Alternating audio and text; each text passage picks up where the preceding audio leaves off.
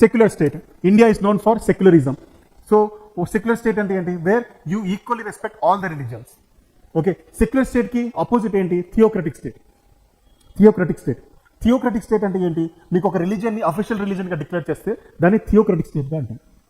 Like for example Sri Lanka, Sinhalese, Buddhism is a official state, official religion. Pakistan, Islam is a official religion. Bangladesh, Islam is official religion. But on contrary, India doesn't have any official religion. Okay, we have secular state. Secular state lo there is equal respect of all religions.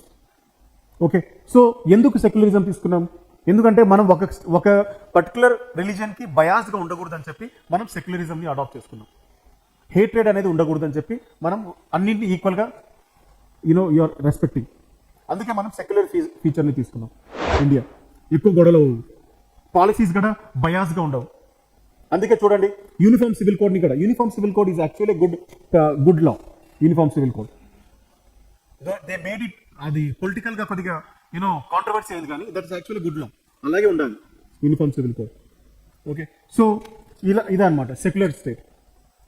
Okay, secular state అంటే ఇది.